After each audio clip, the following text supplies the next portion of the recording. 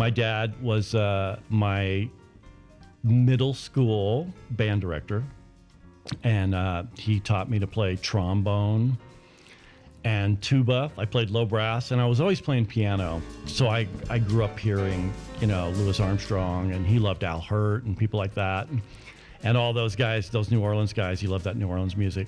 So it kind of got in my head at an early age. I can remember one day, I must have been like 9. Wow. I was thinking, I wish I could be a jazz musician. I love that music. It's so cool. I don't think you can do that though.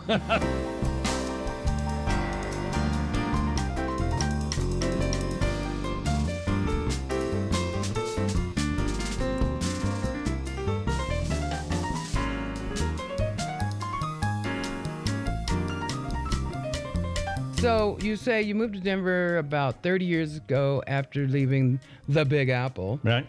And was there something that surprised you about Denver? It was relatively, I can't say easy, but it was accessible for me to meet the cats in town. Right. Meet the people. Being in a market like Denver, I got to play with people I never would have gotten to play with in New York. True that. Like Eddie Harris, the great Eddie Harris. Right. Freddie Hubbard, Phil Woods. I mean, some of my idols that I got to be in the same room with them. Houston Person, Dakota Staten. I actually played with Dakota Staten at the Peck, which was really amazing, and Eddie Harris. So that was a great learning experience and just an amazing life experience too, to get to rub shoulders with my idols.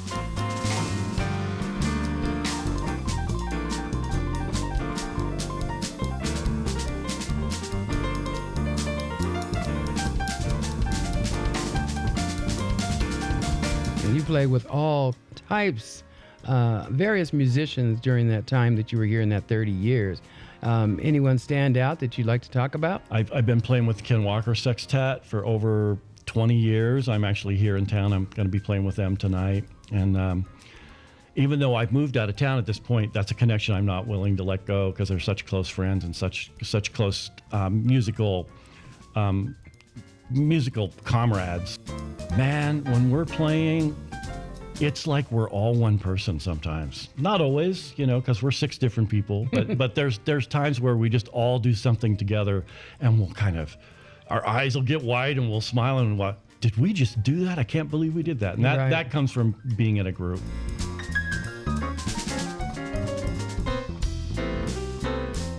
What do you want your musical legacy to be? I think if someone was going to remember me, I think I'd like them to remember me as somebody who played really honestly, and someone who wrote music in a way which I feel like one of the things that I can do that comes easy for me, and I've tried to procure as a composer, is really try to grab the emotion of a subject. There's always a sort of a subtext for what I'm writing about. I'm going to continue with another piece that I wrote called A Blues for George Floyd.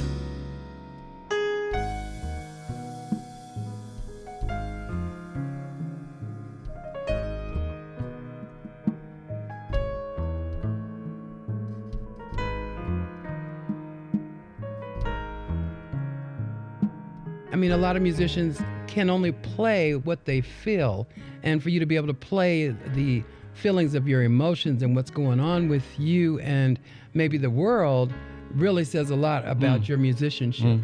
And I taught at CU Boulder for 15 years, and I would often say to my students, and so there's all this stuff we're trying to learn, all this, scales and chords and songs and technique and all that stuff that we learn just to become a musician. But I would always say to them, when I was in New York, nobody ever said to me after a solo, man, the way you played that altered dominant chord in bar 9, man, that really killed me. That was really happening. That's the stuff we work on in school, right? But what they did say was, yeah, man, that felt really good. Kevin Matthews on drums, Dr. Seth Lewis on bass. I'm Jeff Jenkins. Thanks so much for listening out there in Radio Land. We had more fun than a grown man should ever possibly have today. Thank you so much.